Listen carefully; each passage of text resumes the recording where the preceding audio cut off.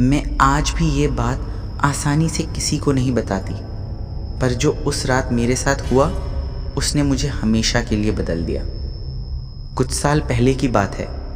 मैं एक छोटे पहाड़ी कस्बे में रिसर्च प्रोजेक्ट के लिए गई थी, जहाँ मुझे एक पुरानी लगभग टूटी हुई सरकारी गेस्ट हाउस में रुकना पड़ा।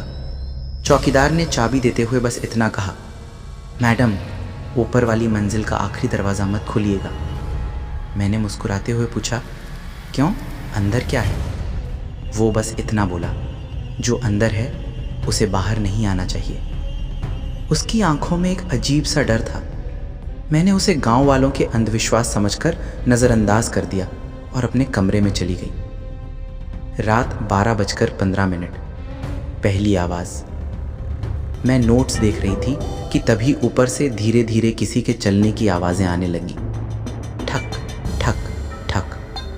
गेस्ट हाउस में मेरे अलावा कोई नहीं था, फिर भी आवाज़ साफ थी। कदमों की आवाज़ आखिरी कमरे के सामने रुक गई और उसी पल दरवाज़ा चर्र की आवाज़ के साथ थोड़ा सा खुल गया। मेरी धड़कन तेज़ हो गई। मैंने हिम्मत की और सीढ़ियों की तरफ कदम बढ़ाया, लेकिन तभी ऊपर से किसी के तेज़ दौड़ने की आवाज़ आई और फिर पूरा माहौल खामोश। रात 2:40। फुसफुसाने वाली आवाज़।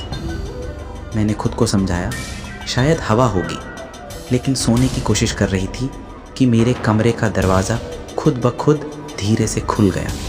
एक बेहद धीमी ठंडी आवाज़ आई, उधर मत जाना। ऐसा लगा जैसे कोई मेरे बिल्कुल पास खड़ा हो। मैं एक झटके में उठ गई, पर कमरा खाली था, खिड़की बंद, दरवाज़ा लॉक। फिर आवाज़ आई कहाँ से?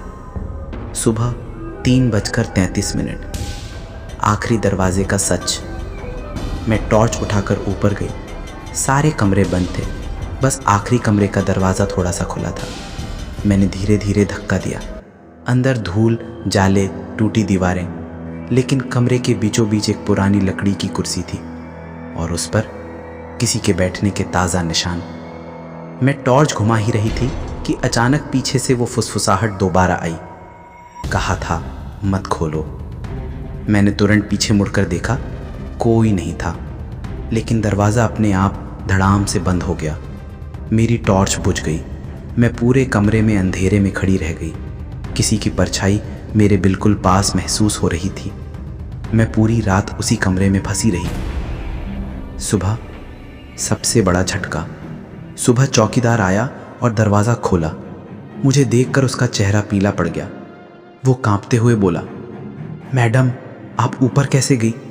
ऊपर की सीढ़ियाँ तो पिछली बारिश में टूट चुकी हैं। कई साल से कोई ऊपर गया ही नहीं। मेरा शरीर सुन्न हो दिया, क्योंकि मैं सीढ़ियाँ चलकर ही ऊपर गई थी। तो फिर मैं ऊपर गई कैसे और कमरे में मेरे साथ कौन था? आज तक इसका जवाब किसी को नहीं मिला।